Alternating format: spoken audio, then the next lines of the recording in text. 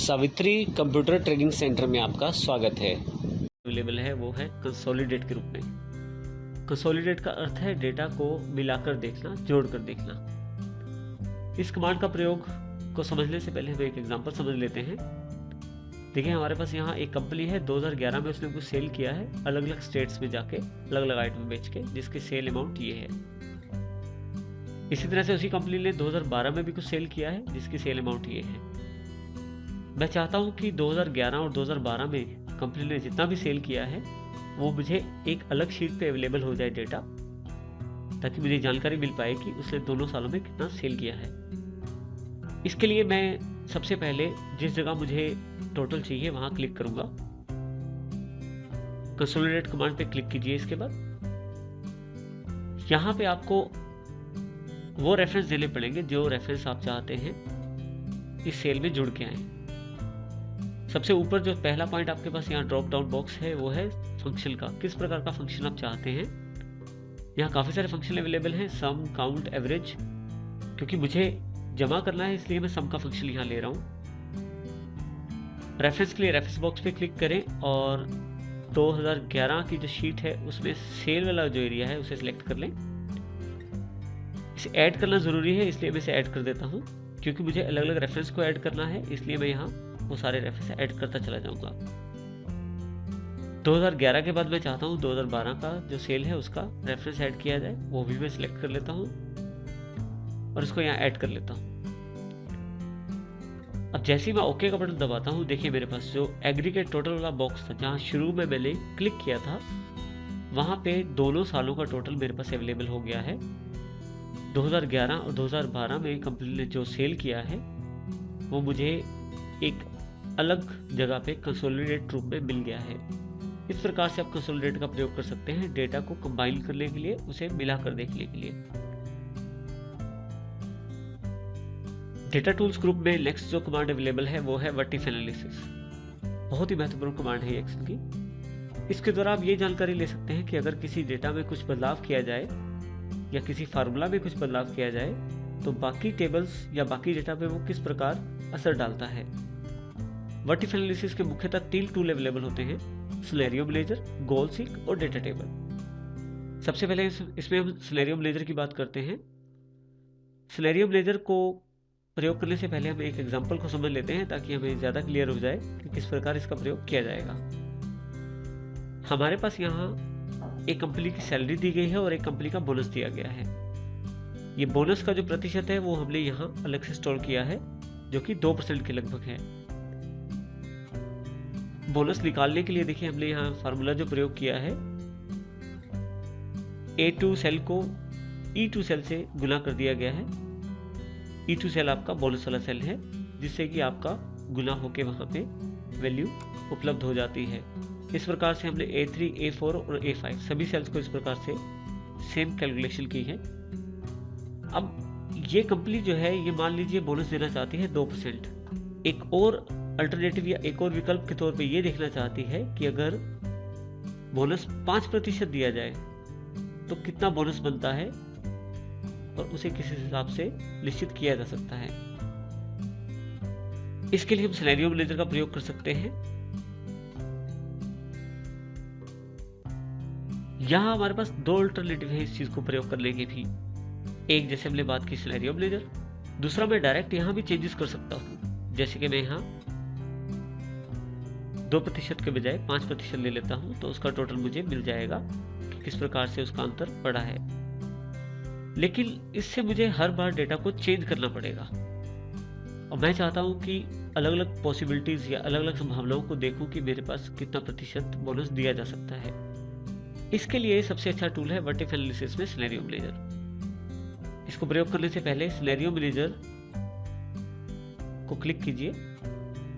Scenario manager में आपके पास काफ़ी सारे ऑप्शंस अवेलेबल हैं जिसमें हमें अलग अलग तरह के सिनेरियोस ऐड किए जा सकते हैं, जिसके द्वारा सबसे पहले ऐड पे क्लिक करें। इसमें सबसे पहले आपको सिनेरियो का नाम देना होता है। जैसे मैं चाहता हूँ कि सबसे कम बोनस कितना कितना दे सकता हूँ, मिनिमम, उसको मैं नाम रख देता हूँ। सिनेरियो का नाम है मिनिमम, कि सबसे कम में मिनिमम जो सिनेरियो है वो मिनिमम के नाम से होगा। किस सेल को चेंज करने से वैल्यू इफेक्ट होती है उसके लिए मैं बोनस वाला सेल, क्योंकि मुख्य सेल यही है जिससे सबको गुना किया गया था, जिसके साथ सबको मल्टीप्लाई भी किया गया था। जैसे ही मैं इसको ओके करता हूं, मेरे पास सिनेरियो वैल्यूज की जानकारी मांगी जाती है।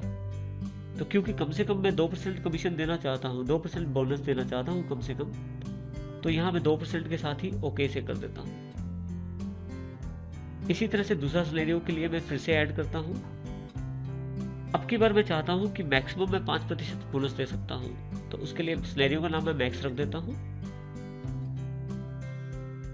फिर से ये सेल जो है वही रहेगा, बोनस वाला।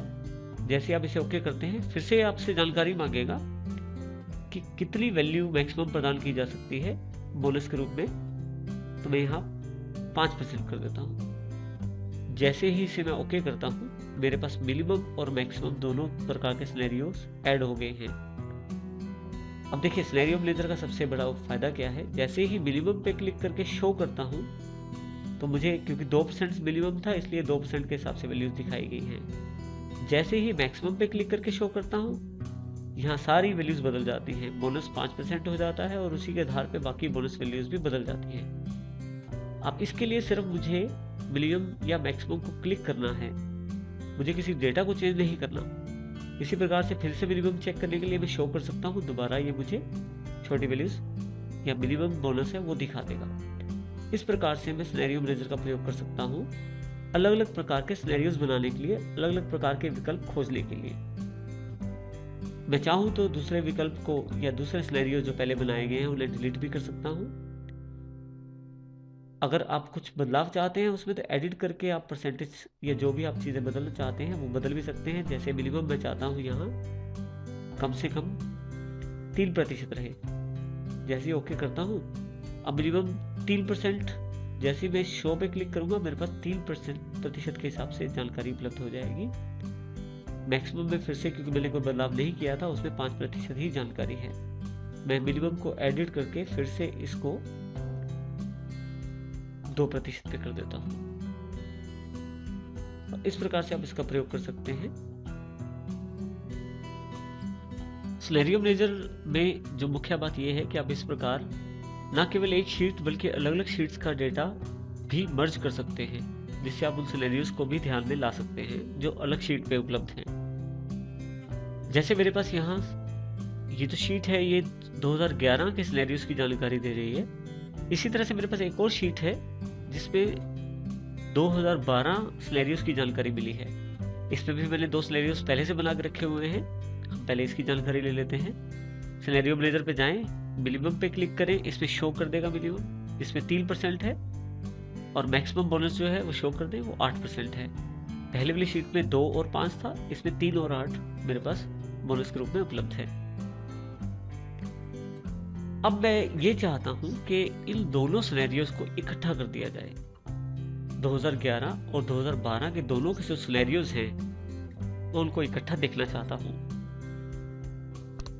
इसके लिए जिस शीट पे आप सिनेरियोज इकट्ठा करना चाहते हैं, जैसे मैं चाहता हूं कि 2012 वाली जो शीट है या जो बुक है, वर्क बुक, उसमें मैं सिनेरियोज इकट्ठा करना चाहता हूं, उसको पहले खोल लें। व्हाट इफ एनालिसिस पे जाके सिनेरियो मैनेजर ऑप्शन को खोलें। यहाँ पे आपके पास ऑप्शन है मर्ज का। जरूरी है कि आपके पास दोनों शीटें खुली हो जिसमें सिनेरियोज लगे हुए हैं। जैसे इस वक्त मेरे पास 2011 जो सिनेरियोज बुक है और 2012 सिनेरियोज, दोनों मेरे पास शीट्स खुली हुई हैं। अब क्योंकि अलग अलग बुक्स पे हैं तो आपको दोनों वर्क बुक 2 फाइलें अलग अलग से खोल के रखनी पड़ी हैं। तो मैंने ये दोनों फाइलें अलग अलग प्रकार से खोली हुई हैं। पहली फाइल 2011 सिनेरियो, दूसरी 2012 सिनेरियो। अब मैं चाहता हूं कि 2012 में तो 2011 वाला सिनेरियो जोड़ दूं। इसके लिए मर्ज पे क्लिक करूंगा मैं। अब मेरे पास यहाँ पे ऊपर सबसे पहले मर्ज सिनेरियोज फ्रॉम उस बुक का नाम पूछ रहा है, यानी कि उस शीट का नाम पूछ रहा है जिस शीट पे से मैं उस सिनेरियो या जिस फाइल से सिनेरियो चाहता हूँ उस फाइल का नाम मेरे से पूछा जा रहा है। क्योंकि मैं 2012 की शीट खोल के बैठा हूँ तो मैं 2011 पे क्लिक कर देता हूँ। 2011 की जो शीट, सब शीट्स में सिनेरियो मेरे पास अवेलेबल नहीं था। जो ईयर 2011 की शीट है उस पर सिनेरियो अवेलेबल था, उसको मैं क्लिक कर लेता हूँ। जैसे ही मैं ओके करता हूँ, देखिए मेरे पास मिनिमम मैक्सिमम इस शीट के सिनेरियोज और मिनिमम मैक्सिमम जो ईयर 2011 की शीट के सिनेरियोज वो भी इसमें ऐड हो गए हैं। अब यहाँ से अगर मिनिमम पे क्लिक करता हूँ, शो करता हूँ, तो मेरे पास इसी शीट का सिनेरियो, मैक्सिमम भी इसी शीट का है 8% के हिसाब से, मिनिमम जो 2% था वो भी अवेलेबल हो गया है, और मैक्सिमम जो 5% था वो भी अवेलेबल हो गया है। इस प्रकार से मैं अलग अलग सिनेरियोज को इकट्ठा करके देख सकता हूँ। इसके साथ ही मैं चाहूँ तो समरी को भी इसमें सिलेक्ट करके देख सकता हूँ। समरी के लिए आप केवल क्लिक कीजिए समरी पे।